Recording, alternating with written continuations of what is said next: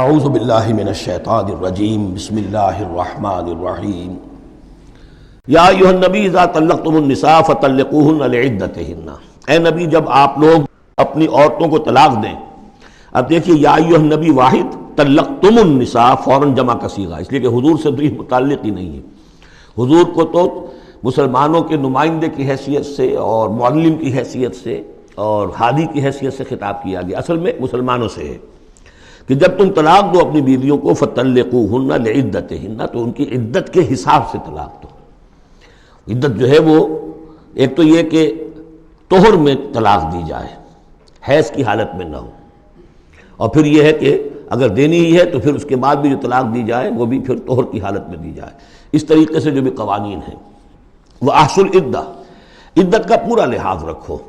وہ عدت اس طریقے سے بھی ہے کہ مطلقہ جو ہے جو عدت اس کی ہوگی اس کے اندر وہ کوئی اور شادی نہیں کر سکتی، البتہ عدت پوری کرنے کے بعد وہ آزاد ہوگی. عدت اس اعتبار سے بھی ہے کہ اگر طلاق رجعی ہے تو وہ اسی عدت کے اندر شوہر واپس اپنی بیوی کو لوٹا سکتا ہے، اور اگر وہ ایک یا دو طلاقیں تھیں، طلاق بائن ہو گئی ہے، ان کے درمیان سیپریشن ہو چکی ہے، تب بھی وہ بغیر کسی اور حلالے وغیرہ جس کو ہمارے ہاں کہتے ہیں کہ عورت کے لیے ضروری نہیں ہے کہ وہ کسی اور سے نکاح کرے پھر وہ طلاق دے تو سابق شوہر سے اس کا نکاح ہو، بلکہ یہ کہ وہ دوبارہ نکاح کر سکتے ہیں اگر صرف دو طلاقوں کے بعد عدت ختم ہوئی تھی.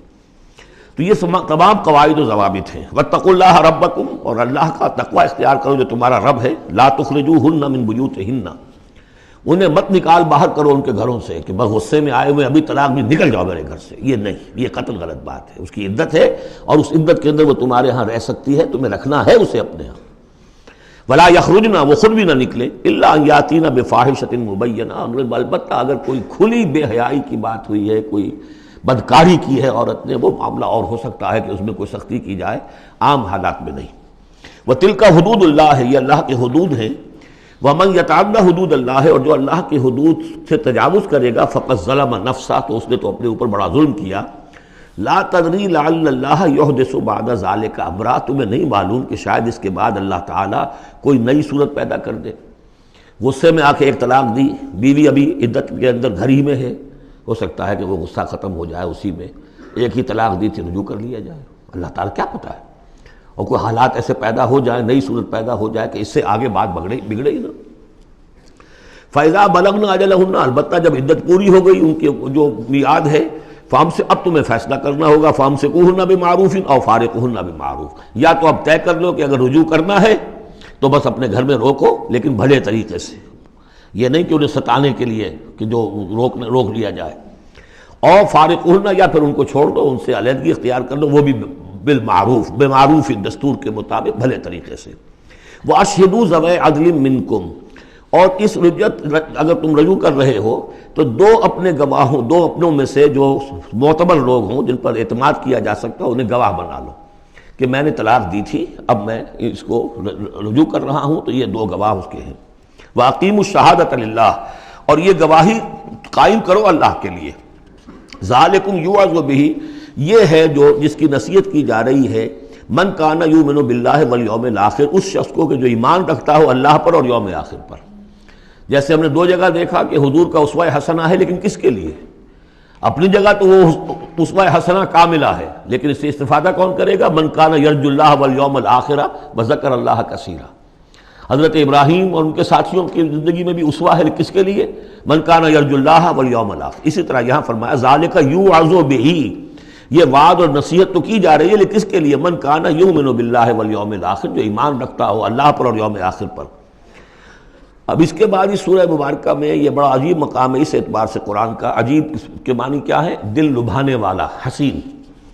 یہاں اللہ کے تقوی کا جو مقام اور مرتبہ واضح کیا جا رہا ہے. اللہ کی نگاہ میں اگر واقعتاً حقیقی تقوی ہے، صحیح تقوی ہے، قلب کا تقوی ہے، جیسے کہ حضور فرماتے تھے اپنے دست مبارک سے 3 مرتبہ آپ نے اشارہ کیا اپنے سیرہ مبارک کی طرف. التقوی ہا ہونا، التقوی ہا ہونا، تقوی یہاں ہوتا ہے. دل میں تقوی ہے تو تقوی ہے، باقی لباس اور وضاقتہ یہ ساری متقیوں کسی بنا لی اور اندر کا معاملہ نہیں ہے تو یہ بہروپ ہے، یہ تقوی نہیں ہے. لیکن حقیقی تقوی ہو تو پھر اس کا کیا مقام ہے؟ اب دیکھیے پہلی بات آ رہی ہے وَمَن يَتَّقِ اللَّهَ يَجْعَلْ لَهُ مَخْرَجًا، جو شخص اللہ کا تقوی اختیار کرے گا اللہ اس کے لیے راستہ پیدا کر دے گا. جہاں بالکل نظر نہیں آئے گا کہ کوئی راستہ، اللہ راستہ پیدا کر دے گا۔ بالکل نظر نہیں آ رہا تھا موسیٰ کے ساتھیوں کو کہ اب کیسے بچیں گے، پیچھے لشکر آگے، آگے سمندر ہے، اللہ نے راستہ پیدا کیا۔ خود حضرت ابو بکر کا جو حال ہو گیا تھا کہ حضور اگر انہوں نے ذرا بھی دیکھ لیا، نیچے اپنے قدموں کی طرف بھی نگاہ ڈالی تو ہم نظر آ جائیں گے، آپ نے فرمایا لا تحزن ان اللہ معنا، راستہ نکالتا اللہ۔ پھر حضور گئے طائف، لیکن وہاں سے خالی ہاتھ آئے۔ مدینے میں اللہ نے خود ہی کھڑکی کھول دی، 6 آدمی ایمان لے آئے، آپ گئے ہی نہیں، اور وہاں انقلاب بھی آ گیا۔ عظیم، اس اعتبار سے اللہ مخرج پیدا کرتا ہے۔ تم صحیح طریقے پر چلتے رہو، تقوی اختیار کرو، صحیح راستے پر جد و جہد کرو، یہ کام اللہ پر چھوڑو۔ کب اسے منظور ہے اس کا کامیاب ہونا؟ جب ہوگا وہ راستہ ایسا کھول دے گا کہ تمہیں گمان بھی نہیں ہوگا۔ وَيَرْزُقْهُ مِنْ حَيْثُ لَا يَحْتَسِبُ، اور اسے رزق دے گا وہاں سے جہاں سے اسے گمان بھی نہیں ہوگا۔ اقامت دین کی جد و جہد ہو، غلبہ دین کی جد و جہد ہو، اپنے آپ کو ان صلاتی و نسکی و محیایا و مماتی اس کا فیصلہ کرنا ہو، تو سب سے بڑی رکاوٹ آتی کھائیں گے کیا؟ تو اللہ تو کہتا ہے راضی میں ہوں، ہے ایمان اور یقین اس پر، کر کے دیکھو تو صحیح، اس پر اعتماد تو کرو۔ لیکن یہ کہ اس پر اعتماد کرنا، توکل، بڑی مشکل بات ہے۔ وہ تو جتنا ایمان ہوگا اتنا ہی اعتماد ہوگا، اور گہرا ایمان ہوگا گہرا اعتماد ہوگا۔ وَمَن يَتَّقِ اللَّهَ يَجْعَل لَّهُ مَخْرَجًا وَيَرْزُقْهُ مِنْ حَيْثُ لَا يَحْتَسِبُ وَمَن يَتَوَكَّلْ عَلَى اللَّهِ فَهُوَ حَسْبُهُ۔ یہ تو ابھی تقویٰ والے کی بات ہے کہ وہ وہاں سے رزق دے گا جہاں سے اسے ملے گا بھی نہیں، اور جس نے اللہ پر توکل کر لیا تو وہ اس کے لیے بہت کافی ہو جائے گا۔ توکل کر کے تو دیکھو، حسبہ، وہ اس کے لیے کافی ہے۔ یہاں تک فرمایا ہے حدیث میں من کان فی حاجت اخیہ کان اللہ فی حاجتہ، اگر کوئی مسلمان اپنے کسی بھائی کی ضرورت پوری کرنے میں لگ رہا ہے، اپنا وقت صرف کر رہا ہے، اللہ اس کی ضرورت پوری کرنی شروع کر دیتا ہے۔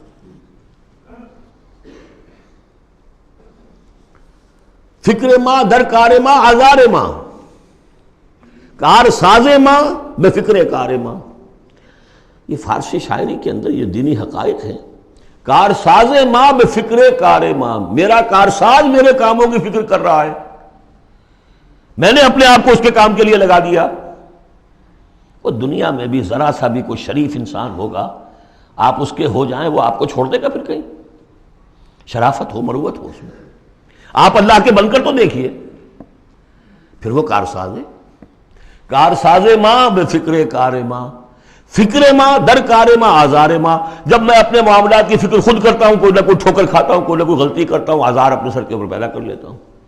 اپنے آپ کو حوالے کرو، اس کا نام ہے تفویض الامر الی اللہ، افوض امری الی اللہ ان اللہ بصیر بالعباد۔